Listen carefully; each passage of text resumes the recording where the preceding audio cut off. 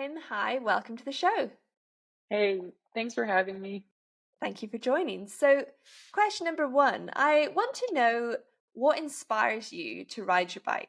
So, I've always been a sport lover. I've always been doing sports my entire life. So, for me, I've been cycling since like 3.5 years now. And I just love the fact that you can explore with your bike, which is different than running or hiking. And also with your car, like there's stuff that you can't see. So that's what really pushes me every day to take my bike and go for rides and explore new places. And also building a community, which happened on Instagram a couple of years ago. And I'm so grateful for it. And that's something that inspires me every day to keep sharing what I'm doing and yeah, just share those adventures and maybe inspire others as well to go out there. So 3.5 years is actually not that long to have like been cycling and then to have, I guess, like the platform that you've mentioned just there and the community that you've built up. So, what kind of led you to think, okay, I'm going to do this and then get quite into it, quite serious into it as well? yeah, so it's the story is quite funny or not, but so I was actually playing tennis since I was a kid, and also then when I grew up and in college, so I went to the US to play tennis, get an athletic scholarship. So I was really going there to train and maybe go on the pro circuit after. So that was I had in my mind, but went to the US and realized that there's also life that exists outside of playing all day. So after 2 3 years, I kind of just didn't. I was more focused into studying than playing and wanting to go pro. And then I came back to France after my 5 years in the US, and I had a really hard time to get back to. I called it like the French mentality or European mentality, like from the US. It was very different for me, especially. I really enjoyed my time there. And so for a year, like I couldn't really find a job that I wanted and then that I also had in the US. It was really hard to adapt. And my dad gave me actually a gravel bike and he told me, you should try this. This bike, it's great because you don't have to go on the road really. So you're safe and it's not mountain biking. So you don't have to do like to be very technical. And so I started to ride this bike, and I for the first year I didn't really have anything to do really because I was just trying to figure out what I wanted to do with my life. And so every day I was taking my bike and just going for rides. And the thing is, like, I was riding really all day long because I didn't have any things to be worried about. So, or to, yeah. So I was just writing every day, all day. And I really got into it. I started to share my journey on Instagram at that time. So, yeah, I don't know. I was very surprised by what happened because I didn't know that I would be doing this right now. Like that was not what I had in mind, my job, but it just happened. And I'm so grateful for it. And then when you've built up this community online, which is incredible to have that and then to have the opportunities that come with that. I'm wondering how that works in as like your job. How do you factor in like the social element as well, like the face to face, not on the internet, and having that community connection actually like I think because we're all spread out in the world as well now and everyone's moving Mhm. about and going to different places. It's something that people are trying to navigate. So how have you found that process? Yeah, so I am actually trying to get more into building a physical community, like with, people, like actually seeing people and engaging more face to face. That's something that I want to put in place this year because last year actually I've organized a social ride and I was so surprised by how people are actually like, real people behind the screen. I think we tend to forget about it sometimes. And I don't know, it just made me so happy to share this with those people. So yeah, I think it's for me, I think it's important to meet with the people that follow me, and I want to also know their life, because they follow mine. But sometimes I'm interested in and I'm so surprised by some people that follow me, and I'm like, whoa, like that's crazy, like your life is so interesting as well, like, so I think it's an important thing to build on. And I think it's something that's almost been lost slightly. We had the pandemic and then everybody was Hmm. in lockdown. And obviously we had social media beforehand, but it's becoming more like a career that people can pursue. And I guess there's not really as much connection in life. It's quite a generalization, I realize, but I think that everybody feels that kind of loneliness, especially like through their 20s, and the impact of that. And as you say, it's like we're real people, like meeting like face Hmm. to face, you still need that. And we all felt that in the pandemic, the lack of it. But it's been weird kind of getting out of that and also meeting people again. Hmm. It's crazy. Yeah, it's a funny one, isn't it? So, how do you find then your community within cycling? What are your goals within that, or how do you seek to create your content and the brand that you have online?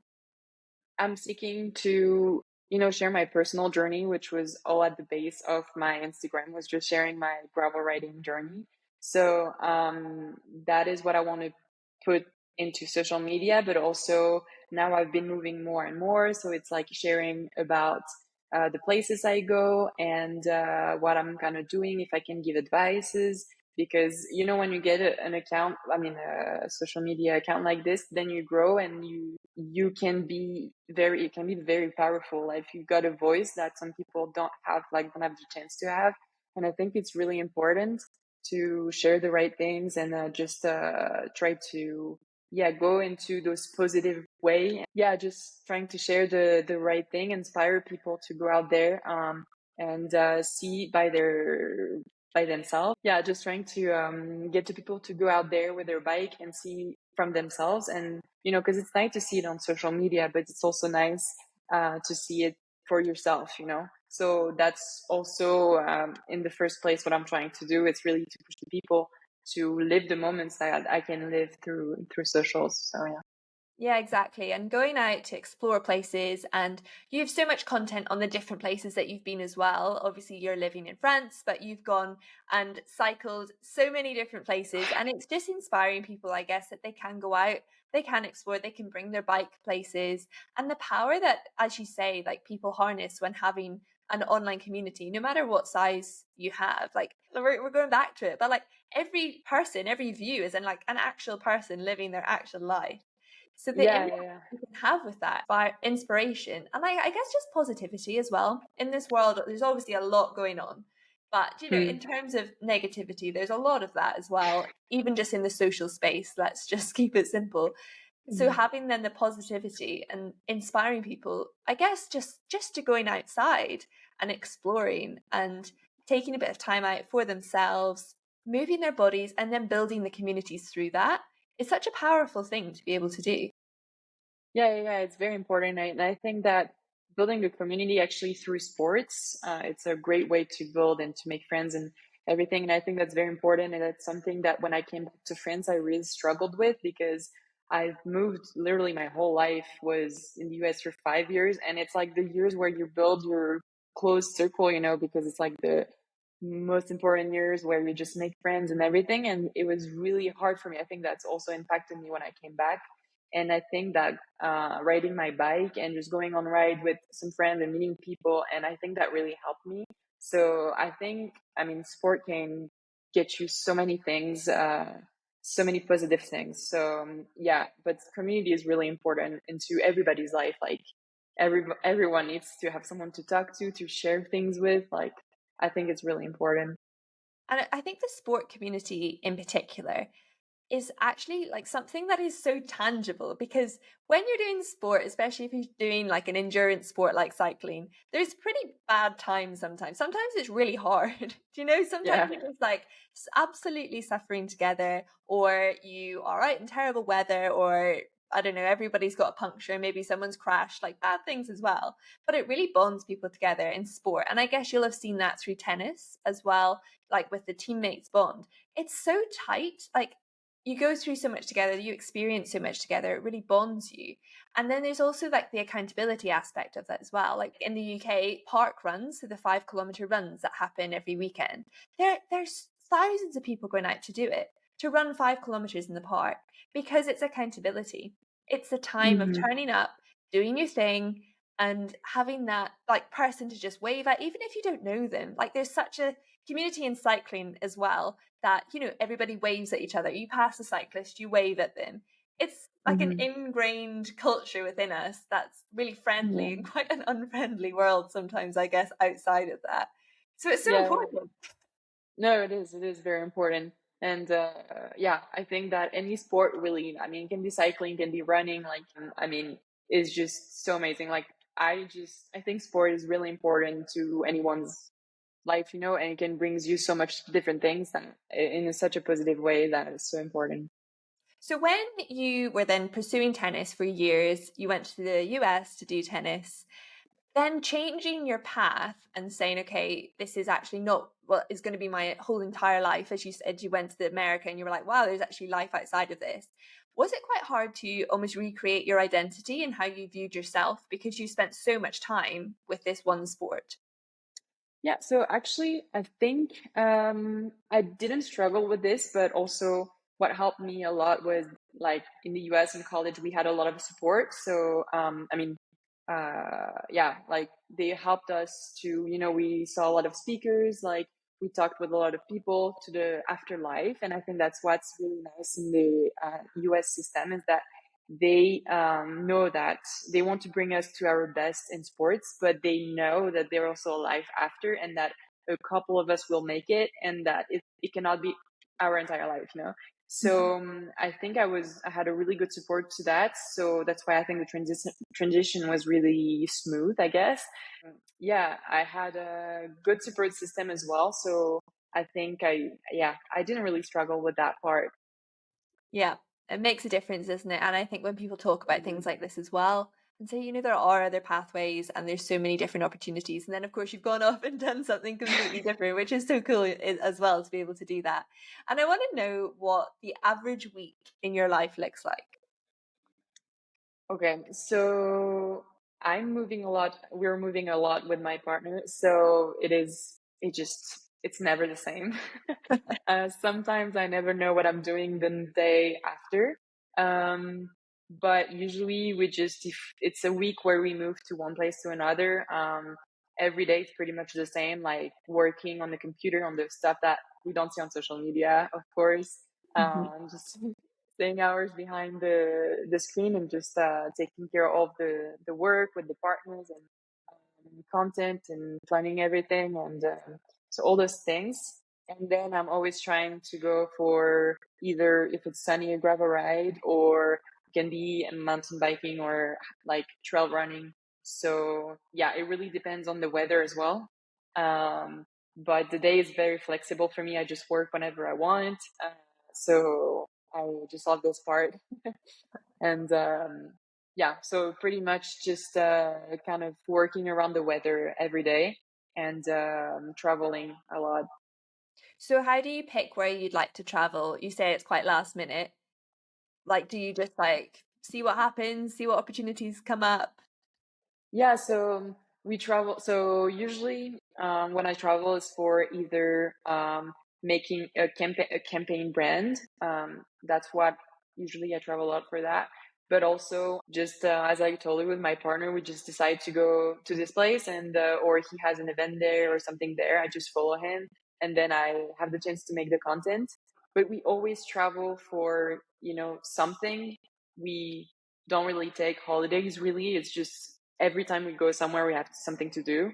But there is like 2 3 trips during the year where we go to amazing places. We scout, we see if there's gravel rides, like there's nice spots, like things we want to know and really experience, and that's kind of how we choose our spots. Which is super cool that you're able to have that flexibility and plan your day and go to all of these amazing places. But you kind of mentioned it there, like, you don't really go on that many holidays because you're always like doing work and things like that. So, how does the dynamic of, I think it's quite cliche to be like burnout, but do you know what I mean? Like, it's something that is so relevant. How do you avoid that when you're not going on holiday, you're not switching off because you're kind of, even if you are somewhere and you've got your bike, you'll be like, oh, but that'd be a really good reel or photo or anything like that.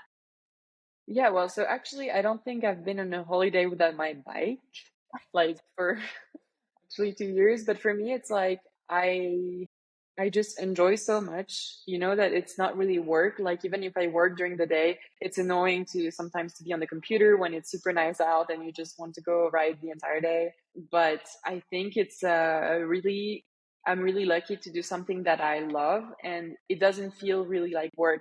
It sounds also cliche, but I think that's kind of I'm so grateful for is that I'm doing something that I love and it doesn't feel like work really.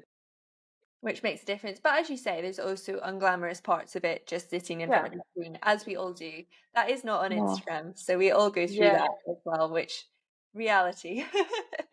And of course, I may be like being just, saying I love my work. It doesn't feel like work, but obviously I have, things that sometimes are not going so well. Like, I don't know, sometimes people think, and that was at the beginning when I started, I think I didn't invest as much time as I do now. So now I take kind of not more seriously, but it kind of annoys me a little bit when he tells me, well, you don't work really, like you're just on holidays all the time.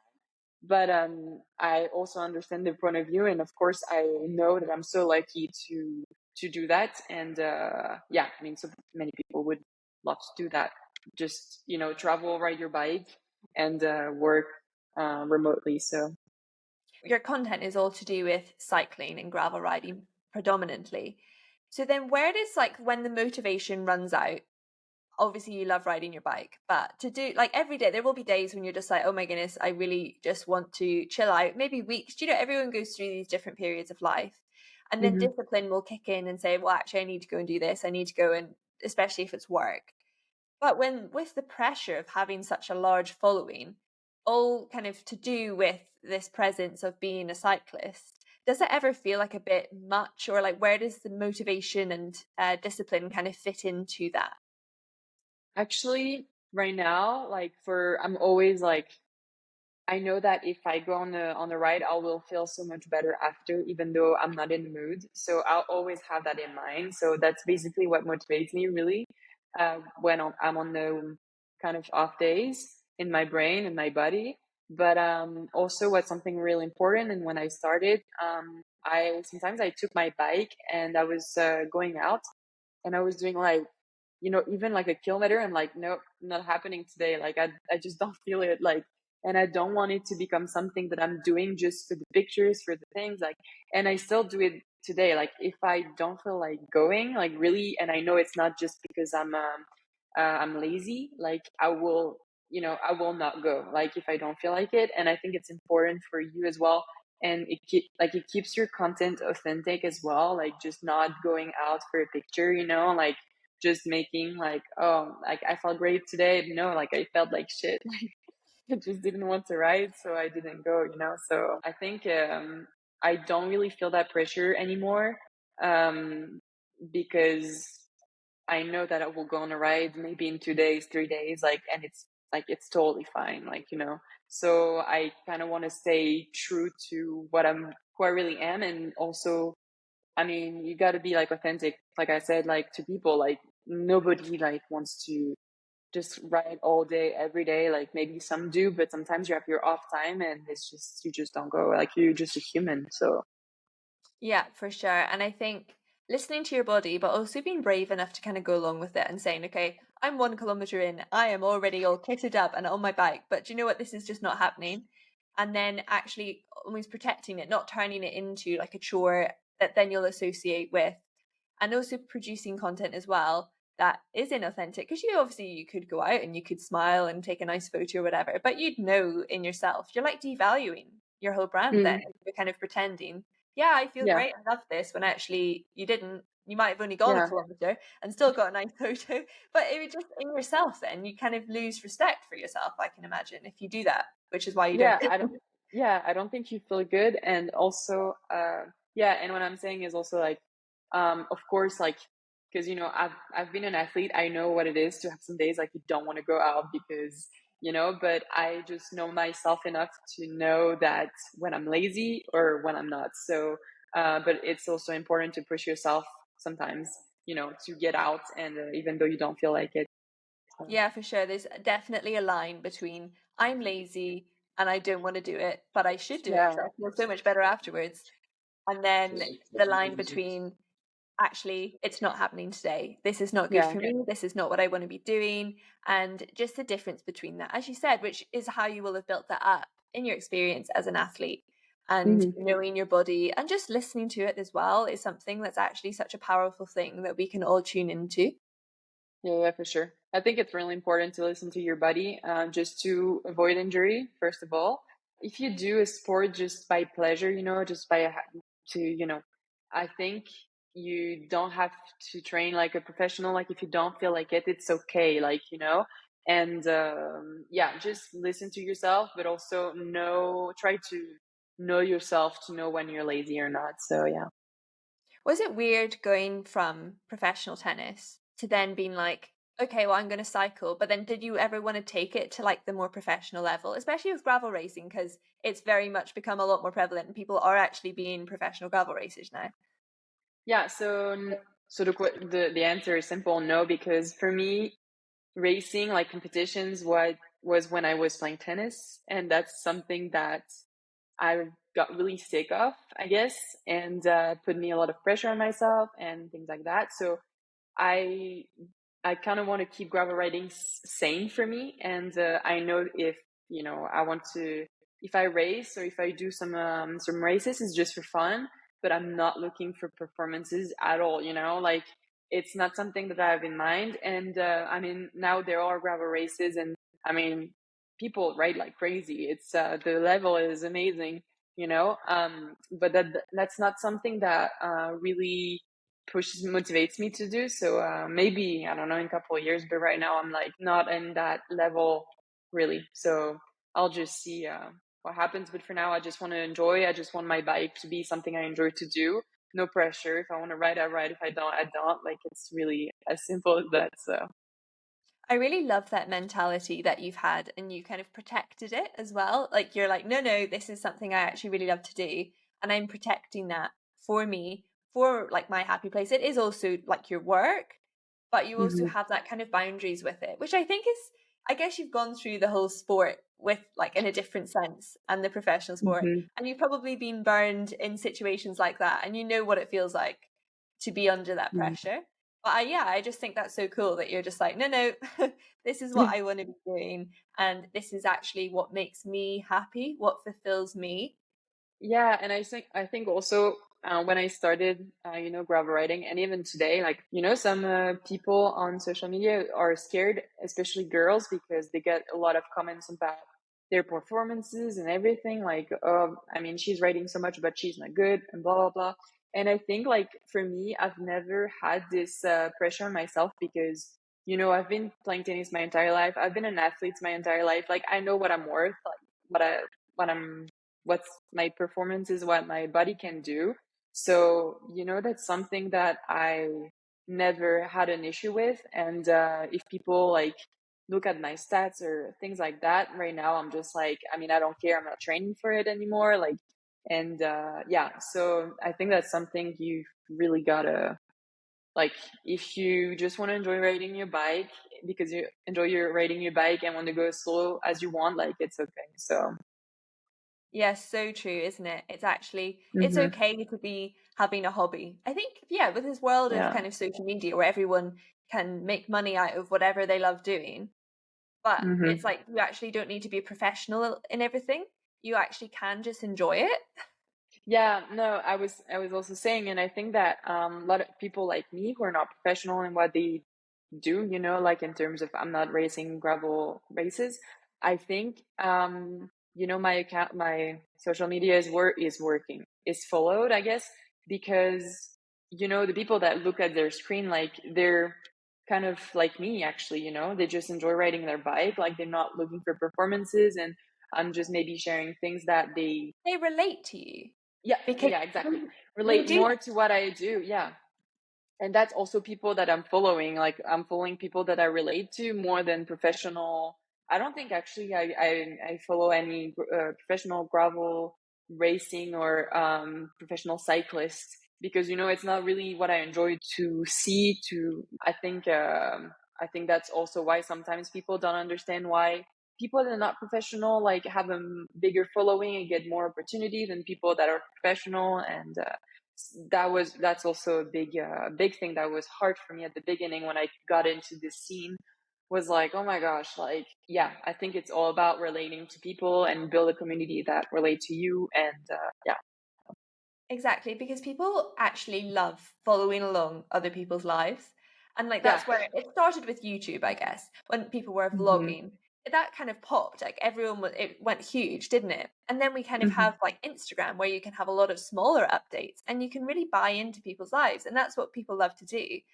Rather than there is obviously the professional athlete element, but you can't really relate as a normal person. You can't relate to that lifestyle. It can be Hmm. inspiring, of course, we can go back to that, but having someone kind of living their normal life, living with the motivation that comes, sometimes goes, like for an example person, it's super interesting, like the psychology behind it.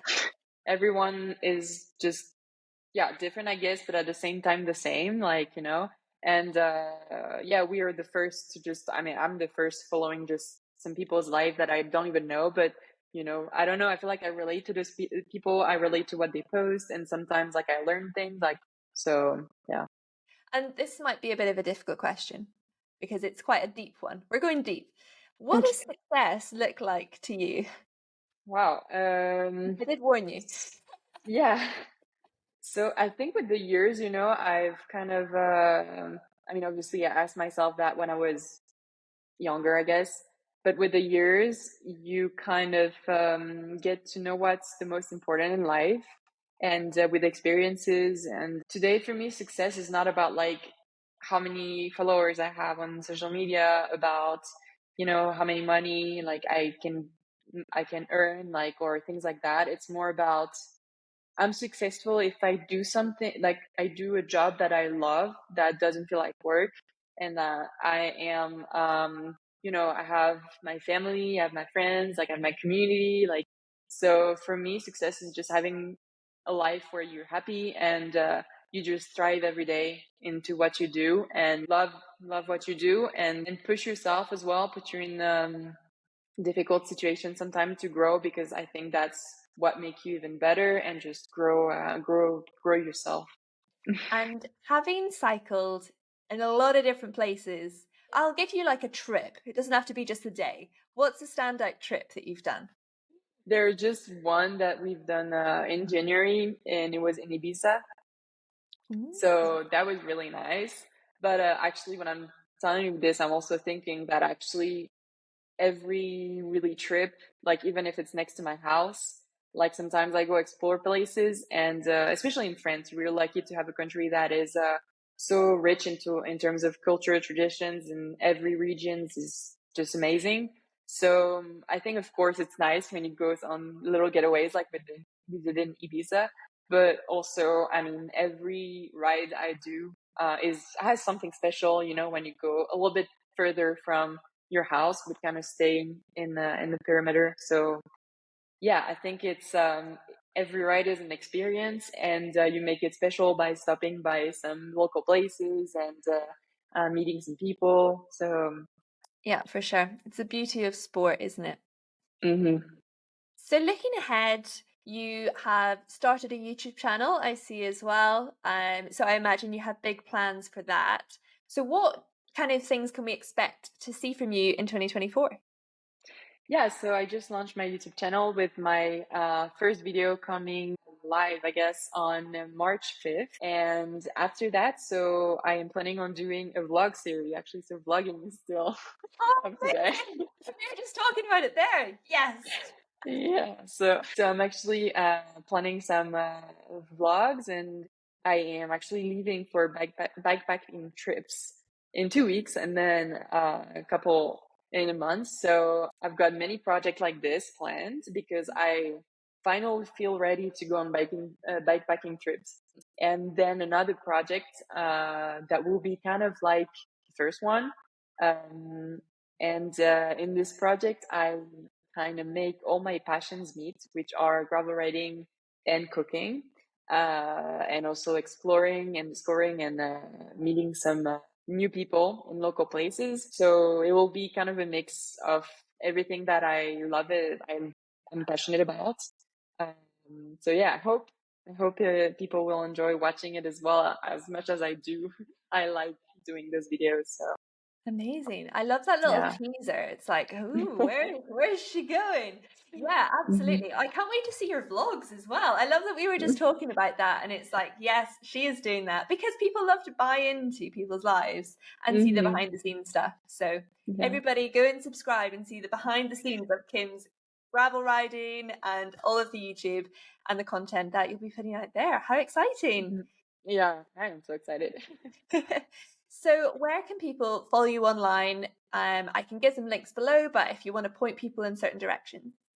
Yeah, so I am on Instagram at Gravel Kim, and I also have a website, Destinations Gravel, where I put lots of gravel itineraries and all the good addresses as well. So can be coffee shop, restaurants, hotels. I mean, many things. So that too, and YouTube, obviously, and same Gravel Kim.